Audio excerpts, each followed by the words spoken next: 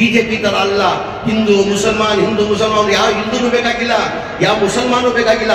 ಅವ್ರು ಬೇಕಾಗಿರೋದು ಅಧಿಕಾರ, ಅವ್ರು ಬೇಕಾಗಿರೋದು ಅಧಿಕಾರ. क्या तो भी होंगे किसके ऊपर टारगेट करती है, किसके ऊपर टारगेट करती है? मुसलमान के पास काम भी खाली समझे. अब इसका एक कोसा की कैफे के अंदर एक बम ब्लास्ट हुआ, इन तरीके नड़ीता ಇದೆ. ಯಾರಂದ್ರೆ ಮುಸಲ್ಮಾನ್, इन तरीके ನಡೀತಾ ಇದೆ. ಯಾರಂದ್ರೆ ಮುಸಲ್ಮಾನ್. 10ನೇ ತಾರೀಕು 36,789 ಮನೆ ಕೊಟ್ಟಿದ್ದು ಇತಿಹಾಸನ ಕ್ರಿಯೇಟ್ ಮಾಡಬೇಕು. ನಾನು ಹೇಳಕ್ ಬರ್ತಾರೆ, ನಾನು ನಮ್ಮ ವಸತಿಯಿಂದ ನೀವು ಜಾಗ ನನ್ಗೆ ಕೊಟ್ರೆ, ಈಗ ನಾವು ಬೇರೆ ಬೇರೆ ಕಡೆಯಲ್ಲಿ, ಈಗ ಬಳ್ಳಾರಿಯಲ್ಲಿ ಒಂದೇ ಕಡೆ ಏನ್ ಮಾಡಿದ್ವಿ ನಾವು, ಒಂದು 5,000 ಮನೆಗಳು ಆಗಿದೆ. ಈಗ ಬೆನಿಫಿಷಿಯರಿ ಪೇಮೆಂಟ್ ಇಲ್ಲ, ಏನಂದ್ರೆ ಇಲ್ಲಿ ಬಹಳ ಬಡವರು ಇರೋದು. ಆ ಕಾರಣಕ್ಕೆ ನೀವು ಜಾಗ ಐಡೆಂಟಿಫೈ ಮಾಡಿ ಜಾಗ ಕೊಟ್ರೆ ಬರೀ ಒಂದೊಂದು ವರ್ಷಕ್ಕೆ ನಿಮ್ಗೆ 2,000 ಮನೆ ಕಟ್ಕೊಳ್ತಾರೆ. 4 ವರ್ಷದಲ್ಲಿ ಪುಲಿಕೇಶ್ವರಿಗೆ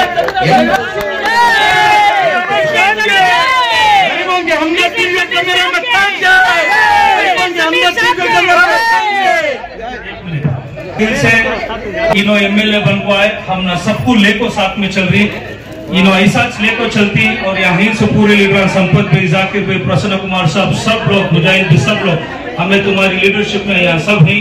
ये सी साहब हमने कभी भी हम भेदभाव भी नहीं करे. इंशाल्लाह बहुत बेहतरीन एमएलए, एजुकेटेड, क्लासिफाइड एमएलए आपको इनको पूरी कॉन्स्टिट्यूंसी से मैं आपका तहे दिल से शुक्रिया. आप इलेक्शन में आको जो काम, जो लीडरशिप, जो डायरेक्शन दिए आज एसी साहब ने पूरे माइनॉरिटी का दिल जीत कर रहे. अन्ना निम्गो नानो वंदने ಹೇಳ್ತಾ जमीर भैया को भी मैं सबकी तरफ से, पूरी कॉन्स्टिट्यूंसी की तरफ से जमीर अहमद खान साहब का मैं शुक्रिया अदा करता हूँ. वैसे ही सारे लीडर का आप आए और ये शेर पड़े का प्रोग्राम कार्यक्रम को आप सक्सेस करेगा, तो आप सबका शुक्रिया. ಕಾಂಗ್ರೆಸ್ ಪಕ್ಷ ಈ ಅಧಿಕಾರಕ್ಕೆ ಬಂದಾದ್ಮೇಲೆ ತಮಗೆಲ್ಲ ಗೊತ್ತೇ ಇರಬಹುದು, ಚುನಾವಣೆ ಟೈಮಲ್ಲಿ ನಾವು 5 ಗ್ಯಾರಂಟಿಯನ್ನ ಘೋಷಣೆ ಮಾಡಿದ್ವಿ. ನಾವು 5 ಗ್ಯಾರಂಟಿ ಅಂದ್ರೆ ಮನೆಗೆ 2,000 ಕೊಡ್ತೀವಿ, 5 ಕೆಜಿ ಇದ್ದಿದ್ದು ಅಕ್ಕಿ 10 ಕೆಜಿ ಮಾಡ್ತೀವಿ. ಆಮೇಲೆ ಬಸ್ ಅಲ್ಲಿ ಹೆಣ್ಮಕ್ಳು ಎಲ್ಲರಿಗೂ ಫ್ರೀ ಇದೆ ಅಮ್ಮ. ಹೆಣ್ಮಕ್ಳು ಫ್ರೀ ಹೋಗ್ತಾ ಇದ್ದೀರಾ? ಹೊಸ ಬೇಜಾರಿದ್ದ ಮೇಲೆ ಫ್ರೀ ಹೆಣ್ಮಕ್ಳಿಗೆ ಫ್ರೀ ಅಂತ. ಆಮೇಲೆ 200 ಯೂನಿಟ್ ವರೆಗೂ ಕರೆಂಟ್ ಫ್ರೀ ಅಂತ. ಅದ್ರ ಜೊತೆಯಲ್ಲಿ ಡಿಪ್ಲೊಮಾ ಹೋಲ್ಡರ್ಸ್ ಮಕ್ಕಳು ಯಾರಿದ್ದಾರೆ ಅವರಿಗೆ 1,500 ಮತ್ತೆ 3,000 ಕೊಡ್ತೀವಿ ಅಂತ ಘೋಷಣೆ ಮಾಡಿದ್ದು. ವಿರೋಧ ಪಕ್ಷದವರು ಇಲ್ಲ, ಇದು ಚುನಾವಣೆ ಬರೀ ಘೋಷಣೆ ಮಾತ್ರ, ಇದು ಆ ಕಾರಣಕ್ಕೆ ಇದು ಇಂಪ್ಲಿಮೆಂಟ್ ಮಾಡಕ್ ಸಾಧ್ಯ ಆಗಲ್ಲ ಅಂತ ವಿರೋಧ ಪಕ್ಷದಲ್ಲಿ ಮಾತಾಡಿದ್ರು. ನಮ್ಮ ಸರ್ಕಾರ ಬಂದು ಒಂದೇ ತಿಂಗಳಲ್ಲಿ 5 ಗ್ಯಾರಂಟಿಯನ್ನ ಜಾರಿ ಮಾಡಿದ್ವಿ. ನಾವು ಯಾರು ಇತಿಹಾಸದಲ್ಲಿ ಮಾಡಕ್ ಸಾಧ್ಯ ಆಗಲ್ಲ ಆ ತರ ನಮ್ಮ ಸರ್ಕಾರ ಇವತ್ತು 5 ಗ್ಯಾರಂಟಿಯನ್ನ ಜಾರಿ ಮಾಡಿದ್ರೆ. ಇವತ್ತು 5 ಗ್ಯಾರಂಟಿ ಕೊಡ್ಬೇಕಾದ್ರೆ ಕನಿಷ್ಠ 52,000 ಕೋಟಿ ಆಗ್ತದೆ ವರ್ಷಕ್ಕೆ. ಎಷ್ಟು? 52,000 ಕೋಟಿ ಆಗ್ತದೆ. ಇಷ್ಟು ಕಷ್ಟದಲ್ಲೂ ನಾವು ಯಾವತ್ತು ನಾವು ಚುನಾವಣೆ ಟೈಮಲ್ಲಿ ಎಲ್ಲೂ ಘೋಷಣೆ ಮಾಡಿಲ್ಲ ಈ ತರ ನಾವು ಮನೆಗಳು ಕೊಡ್ತೀವಿ, ಫ್ರೀ ಮನೆಗಳು ಕೊಡ್ತೀವಿ ಅಂತ ಘೋಷಣೆ ಮಾಡಿಲ್ಲ. 2015, 2016, 2017, 2018 ನಮ್ಮ ಸರ್ಕಾರ ಇರುವಾಗ, ಮಾನ್ಯ ಸಿದ್ದರಾಮಯ್ಯ ಅವರು ಮುಖ್ಯಮಂತ್ರಿ ಇರುವಾಗ ಸ್ಲಮ್ ಬೋರ್ಡ್ಗೆ ಮನೆಗಳು ಸ್ಯಾಂಕ್ಷನ್ ಮಾಡಿದ್ರು. 1,80,253 ಮನೆ ಸ್ಯಾಂಕ್ಷನ್ ಮಾಡಿದ್ರು ಆ ಟೈಮಲ್ಲಿ. 15, 16, 17, 18, 19 ಸ್ಯಾಂಕ್ಷನ್ ಮಾಡಿದ್ರು. ಅದಾದ್ಮೇಲೆ ಸಮ್ಮಿಶ್ರ ಸರ್ಕಾರ ಬಂತು, ಬಿಜೆಪಿ ಸರ್ಕಾರ ಬಂತು. ಅವ್ರು ಯಾವುದು ಅಲಾಟ್ಮೆಂಟ್ ಮಾಡಿಲ್ಲ, ಒಂದ್ ಮನೆನೂ ಕೊಡಕ್ ಸಾಧ್ಯ ಆಗಿಲ್ಲ. ಈಗ ಕಾಂಗ್ರೆಸ್ ಪಕ್ಷ ಸರ್ಕಾರ ಬಂದಾದ್ಮೇಲೆ ನನ್ನ ಮೇಲೆ ವಿಶ್ವಾಸ ಇಟ್ಟು ಮಾನ್ಯ ಉಪಮುಖ್ಯಮಂತ್ರಿಗಳು DK ಶಿವಕುಮಾರ್ ಅವರು, ಮುಖ್ಯಮಂತ್ರಿಗಳು ಸಿದ್ದರಾಮಯ್ಯ ಅವರು ವಸತಿ ಮಂತ್ರಿ ನನ್ನ ಮಾಡಿದ್ರು. ನಾನು ಮಂತ್ರಿ ಆದ್ಮೇಲೆ ನನ್ನ ಮಂತ್ರಿ ಮಾಡಿದಾದ್ಮೇಲೆ ನನ್ನ ಗಮನಕ್ಕೆ ಬಂದಾದ್ಮೇಲೆ ಸರ್ ಸ್ಲಮ್ ಬೋರ್ಡ್ ಅಲ್ಲಿ 1,80,253 ಮನೆಗಳಲ್ಲಿ ಒಂದ್ ಮನೆ ಕೊಡಕ್ ಸಾಧ್ಯ ಆಗಿಲ್ಲ ಅಂತ. ಕಾರಣ ಅಂದ್ರೆ ಒಂದ್ ಮನೆ ಕಟ್ಟಬೇಕಾದ್ರೆ 7.5 ಲಕ್ಷ ಆಗ್ತದೆ. ಕೇಂದ್ರ ಸರ್ಕಾರದಿಂದ 1.5 ಲಕ್ಷ ಕೊಡ್ತಾರೆ, ರಾಜ್ಯ ಸರ್ಕಾರದಿಂದ ನಾವು 1,20,000 ಜನರಲ್ ಕೊಡ್ತೀವಿ. SC ST ಇದ್ರೆ 2 ಲಕ್ಷ ಕೊಡ್ತಿದ್ರೆ, ಅವರೇಜ್ ಅಂದ್ರೆ 3 ಲಕ್ಷ ಆಗ್ತದೆ. 7.5 ಲಕ್ಷದಲ್ಲಿ 3 ಲಕ್ಷ ತಂದ್ರೆ ಎಷ್ಟು ಉಳಿತದೆ? 4.5 ಲಕ್ಷ ಉಳಿತದೆ. 4.5 ಲಕ್ಷ ಬೆನಿಫಿಷರಿ ಕೊಡ್ಬೇಕಾಗಿತ್ತು. 10 ವರ್ಷದಲ್ಲಿ ಬೆನಿಫಿಷರಿ ಪೇಮೆಂಟ್ ಬರಬೇಕಾಗಿತ್ತು 6,710 ಕೋಟಿ ಬರಬೇಕಾಗಿತ್ತು. ಬರೇ ಬೆನಿಫಿಷರಿ ಪೇಮೆಂಟ್ 10 ವರ್ಷದಲ್ಲಿ ಬರೇ 310 ಕೋಟಿ ಬಂದಿದೆ. ಯಾರು 5,000 ಕೊಟ್ಟವ್ರೆ, ಯಾರು 10,000 ಕೊಟ್ಟಾರೆ, ಯಾರು 15,000 ಕೊಟ್ಟಾರೆ, ಯಾರು 20,000 ಕೊಟ್ಟಾರೆ. ಅಂದ್ರೆ 20,000 ಮೇಲೆ ಯಾರು ಕೊಟ್ಟಿಲ್ಲ. ಅಂದ್ರೆ ಬಡವರಿಗೆ ಅದು ಕೊಡಕ್ ಸಾಧ್ಯ ಆಗಲ್ಲ. ಇದು 7.5 ಲಕ್ಷ ಏನಕ್ಕೆ ಆಗ್ತದೆ ಅಂದ್ರೆ ಮನೆ ಒಂದು ಕಟ್ಟಬೇಕಾದ್ರೆ ಮನೆ ಕಟ್ಟಕ್ ಬರೇ 6.5 ಲಕ್ಷನೇ ಆಗೋದು. ಕೇಂದ್ರ ಸರ್ಕಾರದವ್ರು ಏನ್ ಮಾಡ್ತಾರೆ, ಪ್ರಧಾನ ಮಂತ್ರಿ ಆವಾಸ್ ಯೋಜನೆ ಅಂತ ಹೇಳ್ಬಿಟ್ಟು 1.5 ಲಕ್ಷ ಸಬ್ಸಿಡಿ ಕೊಡ್ತಾರೆ. ಮುಂದೆಯಿಂದ ಸಬ್ಸಿಡಿ ಕೊಡ್ತಾವ್ರೆ. 18% GST ಹಾಕಿ ಬಡವರಿಗೆ 1,38,000 ವಾಪಸ್ ತಗೊಂತಾರೆ. ಅಂದ್ರೆ ನಾಮಕೆ ವ್ಯವಸ್ಥೆ ಅಂತ ಕೊಡ್ತಾವ್ರೆ. ಅದು ನಮ್ ಗಮನಕ್ಕೆ ಬಂದಾದ್ಮೇಲೆ ಮಾನ್ಯ ಮುಖ್ಯಮಂತ್ರಿಗಳ ಜೊತೆ 16 ಬಾರಿ ನಾನು ಮೀಟಿಂಗ್ ಮಾಡಿ ಫೈನಾನ್ಸ್ ಡಿಪಾರ್ಟ್ಮೆಂಟ್ ಅವ್ರನ್ನ ಸ್ಲಮ್ ಬೋರ್ಡ್ ಕರ್ಕೊಂಡು ಹೋಗಿ ಎಲ್ಲ ವಿಸಿಟ್ ಮಾಡಿಸಿ ನಾನು ಬಡವ್ರು ಕೊಡಕ್ ಸಾಧ್ಯ ಆಗಲ್ಲ ಸರ್, ಎಲ್ಲ ಬೀದಿದಲ್ಲಿದ್ದಾರೆ ಜನ, ದಯಮಾಡಿ ಅವ್ರ ಮನೆ ಕೊಡ್ಬೇಕಂತ ಹೇಳ್ಬಿಟ್ಟು ಮನೆ ಮುಖ್ಯಮಂತ್ರಿ ಮನವಿ ಮಾಡಿದ್ದು. ನಾನು ನಿರೀಕ್ಷೆ ಇಟ್ಟಿರಲಿಲ್ಲ ಪ್ರಸನ್ನ ಕುಮಾರ್, ನಾನು ನಿರೀಕ್ಷೆ ಇಟ್ಟಿರಲಿಲ್ಲ. ಏನೀಗಂದ್ರೆ ಈ ಗ್ಯಾರಂಟಿಗಳಲ್ಲಿ ಶೇರ್ ಕೊಡಕ್ ಸಾಧ್ಯ. ಟೋಟಲ್ ಒಟ್ಟಾಗಿ 6,710 ಕೋಟಿ ಸ್ಲಮ್ ಬೋರ್ಡ್. ಅದೇ ತರ ರಾಜೀವ್ ಗಾಂಧಿ ಅಂತ ಇದೆ ASP ಸ್ಕೀಮ್ ಅಲ್ಲಿ, ಅದ್ರಲ್ಲಿ 53,380 ಮನೆಗಳು ರಾಜೀವ್ ಗಾಂಧಿ ಎಲ್ಲ ಒಟ್ಟಾಗಿ ಸೇರಿದ್ರೆ 2,38,000 2,38,000 ಮನೆಗಳು ಒಂದ್ ಮನೆ ಕೊಡಕ್ ಸಾಧ್ಯ ಆಗಿಲ್ಲ.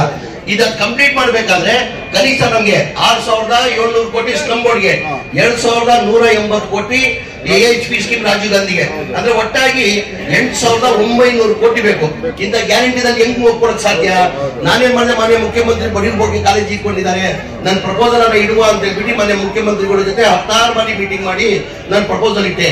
ಬಡವ್ರ ಬಗ್ಗೆ ಕಾಲೇಜಿ ಇದ್ದಿದ್ದಕ್ಕೆ ಕಾರಣಕ್ಕೆ ಸಿದ್ದರಾಮಯ್ಯ ಒಪ್ಕೊಂಡು ಎಲ್ಲಾ ಮನೆ 1 ವರ್ಷದಲ್ಲಿ ನೀನ್ ಕಂಪ್ಲೀಟ್ ಮಾಡ್ಬೇಕು, ನಾನ್ ದುಡ್ಡು ಕೊಡ್ತೀನಿ ಅಂತ 500 ಕೋಟಿಯನ್ನ ಬಿಡುಗಡೆ ಮಾಡಿದ್ರು. ಮೊನ್ನೆ 2ನೇ ತಾರೀಕು 36,789 ಮನೆ ಕೊಟ್ಟಿದ್ದು ಇತಿಹಾಸನ ಕ್ರಿಯೇಟ್ ಮಾಡ್ಬೇಕು. ಇದೇನಕ್ಕೆ ಬಡವ್ರ ಬಗ್ಗೆ ಬರೀ ಕಾಂಗ್ರೆಸ್ ಪಕ್ಷಕ್ಕೆ ಕಾಲೇಜ್ ಇರೋದು? ಏನಕ್ಕೆ ಸಿದ್ದರಾಮಯ್ಯ ಅವ್ರಿಗೆ ಕಾಲೇಜ್ ಇರೋದು? ಏನಕ್ಕೆ DK ಶಿವಕುಮಾರ್ ಅವ್ರಿಗೆ ಕಾಲೇಜ್ ಇರೋದು? ಬಿಜೆಪಿ ಅವ್ರಿಗೆ ಇರ್ಲಿಲ್ವಾ? ಇದಕ್ಕಿಂತ ಮುಂಚೆ ಸಮ್ಮಿಶ್ರ ಸರ್ಕಾರ ಇದ್ರು, ಕುಮಾರಸ್ವಾಮಿ ಅವರು ಮುಖ್ಯಮಂತ್ರಿ ಆಗಿದ್ರು, ಅವ್ರು ಬಡವ್ರ ಬಗ್ಗೆ ಕಾಲೇಜ್ ಇದ್ದಿದ್ದೆ ಅವ್ರು ಮಾಡೋರು. ಆಮೇಲೆ ಯಡಿಯೂರಪ್ಪ ಅವ್ರು ಬಂದ್ರು 2 ವರ್ಷ ಮುಖ್ಯಮಂತ್ರಿ ಆಗಿ, ಅವ್ರು ಬಡವ್ರ ಬಗ್ಗೆ ಕಾಲೇಜ್ ಆಗಿದ್ರೆ ಅವ್ರು ಮಾಡೋರು. ಅದಾದ್ಮೇಲೆ ಬಸವರಾಜ ಬೊಮ್ಮಾಯಿ ಅವರು ಬಂದ್ರು, ಅವ್ರು ಬಡವ್ರ ಬಗ್ಗೆ ಕಾಲೇಜ್ ಇದ್ದಿದ್ರೆ ಅವ್ರು ಮಾಡೋರು.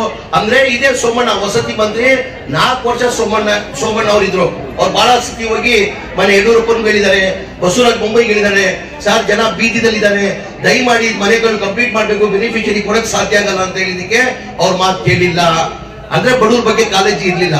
ಇದು ಬಡವ್ರ ಬಗ್ಗೆ ಕಾಲೇಜಿ ಇದ್ದಿದ್ದ ಕಾರಣಕ್ಕೆ ಇವತ್ತು 8,000 ಕೋಟಿ ಕೊಡ್ತೀವಿ ಅಂತ ಒಪ್ಕೊಂಡು 36,000 ಮನೆ ಕೊಟ್ಟಿದ್ದೀವಿ. ಈಗ ಜೂನ್ ಅಲ್ಲಿ 48,000 ಮನೆಗಳು ಕೊಡ್ತಾ ಇದೀವಿ. ಈಗ ಬೆನಿಫಿಷರಿ ಕೊಡ್ಬೇಕಾಗಿರೋದು ಎಷ್ಟು? ಬರೇ 1 ಲಕ್ಷ ರೂಪಾಯಿ. ಎಷ್ಟು? ಬರೇ 1 ಲಕ್ಷ ಕೊಡ್ಬೇಕಾಗಿದ್ರ.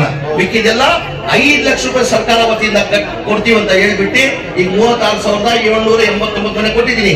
ಬರುತ್ತೆ ಜೂನ್ ಅಲ್ಲಿ 48,900 ಮನೆ ಕೊಡ್ತಾ ಇದೀವಿ. ಮನೆ ಮುಖ್ಯಮಂತ್ರಿ ಉಪಮುಖ್ಯಮಂತ್ರಿಗಳು ಹೇಳಿದ್ದಾರೆ. ಅದೇನ್ ಮಾಡ್ತೀಯ ಗೊತ್ತಿಯಾ? ಬರೋ ಫೆಬ್ರವರಿ ಒಳಗಡೆ 2,30,000 ಮನೆಗಳು ಕೊಡ್ಬೇಕಂತ ತೀರ್ಮಾನ ಮಾಡಿದ್ದೀವಿ. ಏನಕ್ಕೆ ಅವ್ರ ಕಾಲೇಜ್ ಇರ್ಲಿಲ್ಲ? ಬಿಜೆಪಿ ಅವ್ರಿಗೆ, ಜನತಾದಳ ಅವ್ರಿಗೆ ಏನಕ್ಕೆ ಕಾಲೇಜ್ ಇರ್ಲಿಲ್ಲ? ಇಷ್ಟು ಕಷ್ಟದಲ್ಲಿ ಗ್ಯಾರಂಟಿದಲ್ಲೂ 52,000 ಕೋಟಿನಲ್ಲೂ ಇದು ಕೊಡ್ತಾರಂತ ಯಾರಿಗೂ ನಂಬಿಕೆ ಇರಲಿಲ್ಲ. ಹಾಗಾಗಿ ಈ ಕಾಂಗ್ರೆಸ್ ಪಕ್ಷ ಬಡವ್ರ ಪರ ಇರೋದು ನೀವು ನೋಡಿರ್ಬೋದು. ಇತಿಹಾಸ ತಗೊಳ್ಳಿ, ಯಾವಾಗ ಚುನಾವಣೆ ಬರ್ತದೆ ಅವಾಗ ನಮ್ಮ ಪಕ್ಷ ಚುನಾವಣೆ ಪ್ರಚಾರಕ್ಕೆ ಹೋಗುವಾಗ ನಾವೇನ್ ಮಾಡ್ತೀವಿ? ನಮ್ ಸಾಧನೆಯನ್ನ ತೋರಿಸ್ತೀವಿ. ನಾವು ಇಂಥದ್ದು ಮಾಡಿದೀವಿ, ಹಿಂಗ್ ಮಾಡ್ತಾ ಇದ್ದೀವಿ, ಹಿಂಗ್ ಮುಂದಿನ ದಿನ ಹಿಂಗ್ ಮಾಡ್ತೀವಿ ಅಂತ ನಮ್ ಸಾಧನೆಯನ್ನ ತೋರಿಸಿ ನಾವು ಮತ ಕೇಳ್ತೀವಿ. ಬಿಜೆಪಿ ತರ ಅಲ್ಲ. ಹಿಂದೂ ಮುಸಲ್ಮಾನ್ ಯಾವ ಹಿಂದೂನು ಬೇಕಾಗಿಲ್ಲ, ಯಾವ ಮುಸಲ್ಮಾನು ಬೇಕಾಗಿಲ್ಲ. ಅವ್ರು ಬೇಕಾಗಿರೋದು ಅಧಿಕಾರ ಬೇಕಾಗಿರೋದು. ಹಾಗಾಗಿ ತಾವೆಲ್ಲ ಇದೆಲ್ಲ ಅರ್ಥ ಮಾಡ್ಕೊಂಡು ಪಾರ್ಲಿಮೆಂಟ್ ಚುನಾವಣೆ ಬರ್ತಾ ಇದೆ. ನಿಮ್ ಒಂದೊಂದು ಓಟು ಮುಖ್ಯ. ಈಗ ನೋಡಿರ್ಬೋದು ದೇಶದಲ್ಲಿ ಯಾವ ತರ ನಡೀತಾ ಇದೆ, ಯಾವ ತರ ಆಗ್ತಾ ಇದೆ ಅಂತ. ಆಮೇಲೆ ನಮ್ಮಲ್ಲೂ ಮುಸ್ಲಿಂ ಧರ್ಮದವರು ಜಾಸ್ತಿ ಇದಾರಣ್ಣ. ಇಲ್ಲಿ ನಮ್ ಇಸ್ಲಾಂ ಧರ್ಮದಲ್ಲಿ ಸಂಬಂಧನ ಯಾವತ್ತು ಪ್ರಸನ್ನ ಕುಮಾರಣ್ಣ ಯಾವತ್ತು ಜಾತಿ ಭೇದ ಮಾಡಿ ಅಂತ ನಮ್ ಇಸ್ಲಾಂ ಧರ್ಮ ನಮ್ಗೆ ಹೇಳ್ಕೊಟ್ಟಿಲ್ಲ. ಮಜಹಬ್ ನಹಿ ಸಿಖಾತಾ, आपस में पैर रखना, हिंदी है हम, हिंदुस्तान हमारा, सारे जहां से अच्छा ಅದು ಹೇಳ್ಕೊಟ್ಟಿರೋದು ನಿಮಗೆ. ಈ ಬಿಜೆಪಿ ಅವ್ರು ಏನ್ ಮಾಡ್ತಾರೆ? ಸಾಧ್ಯ ಏನಿಲ್ಲ, ಸೊನ್ನೆ. काला धन लेके आऊंगा, हर अपन में 15 लाख रुपए डालूंगा, 15 पैसे डालिनी ಎಲ್ಲ ಏನ್ ಮಾಡಿದ್ರು? ಬ್ಯಾಂಕ್ ಅವ್ರು ಒಳ್ಳೇದ್ ಮಾಡ್ಬಿಟ್ಟಣ. ಅಕೌಂಟ್ ಎಲ್ಲರಿಗೂ ಓಪನ್ ಮಾಡಿ 15 ಲಕ್ಷ ಹಾಕ್ತೀವಿ ಅಂತ ಲಕ್ಷಾನ್ ಜನ ಕೋಟ್ಯಾನ್ ಜನ ಬಡವರು ಏನ್ ಮಾಡಿದ್ರು? ಒಂದ್ ಬ್ಯಾಂಕ್ ಅಕೌಂಟ್ ಓಪನ್ ಬೇಕಾದ್ರೆ ಕನಿಷ್ಠ 500 ರೂಪಾಯಿ ಆಗ್ತದೆ. ಲಕ್ಷಾನ್ ಜನ ನಂಬಿಟ್ಟು ಏನ್ ಮಾಡಿದ್ರು? ಅಕೌಂಟ್ ಓಪನ್ ಮಾಡಿದ್ರು. ಯಾರು ಲಾಭ ಆಯ್ತು? ಬ್ಯಾಂಕ್ ಅವ್ರ ಲಾಭ ಆಯ್ತು. ಅವ್ರ ಬಡವ್ರ ಬಗ್ಗೆ ಸಾಧ್ಯನೇ ಇಲ್ಲ. ಅವ್ರು ಯಾವ್ದು ನಾವು ಗಂಟಾ ಘೋಷವಾಗಿ ಹೇಳ್ತೀವಿ. ನಾವು ಇಂಥದ್ದು ಮಾಡಿದೀವಿ, ಮುಂದಿನ ದಿನ ಅಲ್ಲಿ ಇದು ಮಾಡ್ತೀವಿ ಅಂತ ಗಂಟಾ ಘೋಷವಾಗಿ ಹೇಳಿ ನಾವು ಮಾಡ್ತೀವಿ. ದಯಮಾಡಿ ಪಾರ್ಲಿಮೆಂಟ್ ಚುನಾವಣೆಯಲ್ಲಿ ಯಾರನ್ನ ಅಭ್ಯರ್ಥಿರ್ಲಿ ಕಾಂಗ್ರೆಸ್ ಪಕ್ಷಕ್ಕೆ ತಾವು ಮತ ಕೊಟ್ಟಿ ಹೆಚ್ಚಿನ ಮತ ಗೆಲ್ಸ್ಕೊಂಡು ಬರ್ಬೇಕಂತ ಕೈ ಜೋಡಿಸಿ ಮನವಿ ಮಾಡ್ಕೊಂಡು. ಬಹಳ ಜನ ಏನ್ ಮಾಡ್ತಾರೆ ಗೊತ್ತಾ? ಓಟ್ ಹಾಕಕ್ ಹೋಗಲ್ಲ. ಸ್ಪೆಷಲಿ ನಮ್ಮ ಮೈನಾರಿಟಿ ಅಲ್ಪಸಂಖ್ಯಾತರಲ್ಲಿ ಓಟ್ ಹಾಕಕ್ ಹೋಗಲ್ಲ. ಏನಕ್ಕೆ ಓಟ್ ಹಾಕಕ್ ಹೋಗಲ್ಲ ಅಂದ್ರೆ, ನಾನ್ ಒಂದ್ ಓಟ್ ಹಾಕಿ ನನ್ಗೇನು ಉಪಯೋಗ? ನಾನು ಏನಕ್ಕೆ ಲೈನಲ್ಲಿ ನಿಂತ್ಕೊಳ್ಳಿ? ನನ್ನಿಂದ ಏನು ಆಗ್ತದೆ? ಒಂದ್ ಓಟಿಂದ ಏನಾಗ್ತದೆ ಅಂತ ಬಹಳ ಜನ ಓಟ್ ಹಾಕಲ್ಲ. एक वोट भी कीमती रहता है। 5 साल में इतना मौका कौन सा मिलता?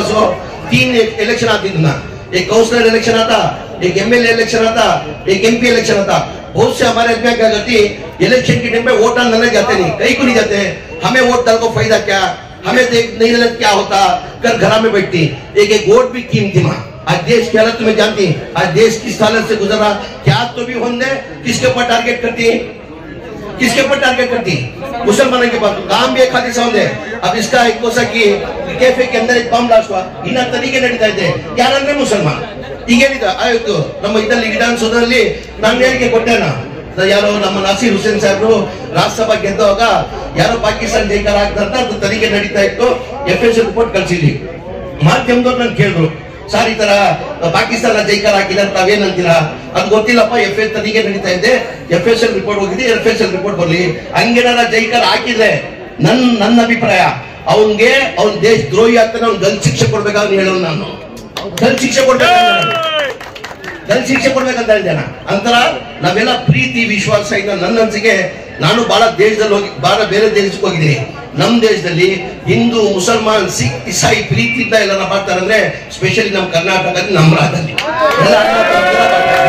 ದಯಮಾಡಿ ಅರ್ಥ ಮಾಡ್ಕೊಳ್ಳಿ. ದೇಶ ಚೆನ್ನಾಗಿರ್ಬೇಕಾದ್ರೆ ಕಾಂಗ್ರೆಸ್ ಪಕ್ಷ ಅಧಿಕಾರಕ್ಕೆ ಬಂದ್ರೆ ಮಾತ್ರ ಸಾಧ್ಯ ಅಂತ ಹೇಳ್ತಾ ನಿಮ್ಗೆಲ್ಲ ಒಳ್ಳೇದಾಗಲಿ ಅಂತ ನನ್ನ ಮಾತು ಮುಗಿಸ್ತೀನಿ. ಜೈ ಹಿಂದ್, ಜೈ ಕರ್ನಾಟಕ.